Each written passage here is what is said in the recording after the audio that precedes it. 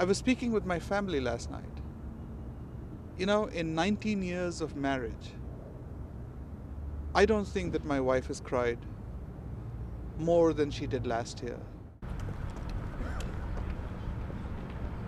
My office is in 223 Norris Hall. I've often walked to the spot where my friend Kevin Granata fell very heroically trying to intervene on the behalf of students. It's about 30 steps from my office. And from there to where Professor Liviu Librescu fell, who's a Holocaust survivor who tried to protect his students, is another 20 steps. An incident like April 16th not only hits you in the gut like nothing ever has, but it teaches you the value of humility. It teaches you humility because suddenly you realize the paramount importance of human life. I went about my normal routine, attending my 9:05 a.m. German class in 207 Norris Hall. Within 2 minutes, the gunman entered, and he shot my German teacher. He proceeded around the room, just opening fire. I mean, almost every day, I hear something new in the news, or, I'm startled by something in a classroom, and that'll draw back memories. And I mean, it's something I have to live with day to day. It just has that sort of unsettling feeling because I don't understand why I survived and they didn't. The students are still cheerful here for the most part.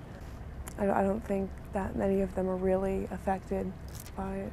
We don't have any classes this Wednesday, and I'm glad for that. I know that on the 16th, it'll make me feel a little bit better not having to go to class.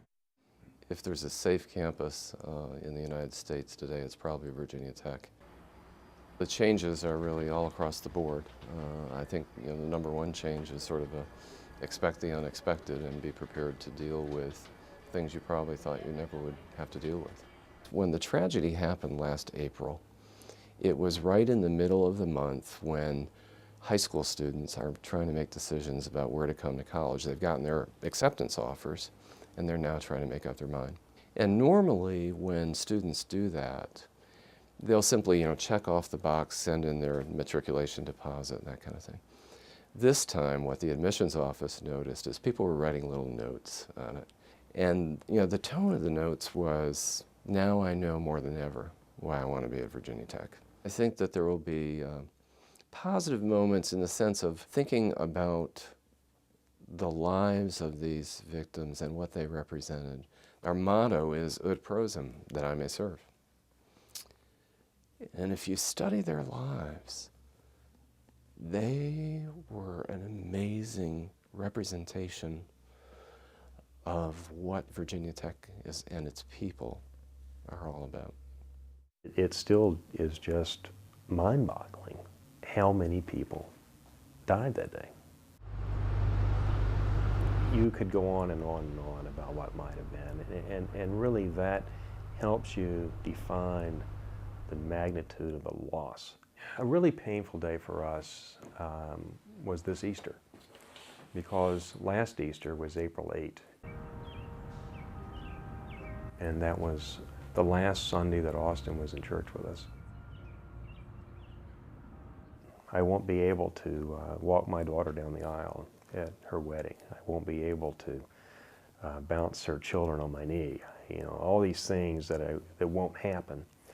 I don't think it's helpful to dwell on that because that, where that leads is just more sadness.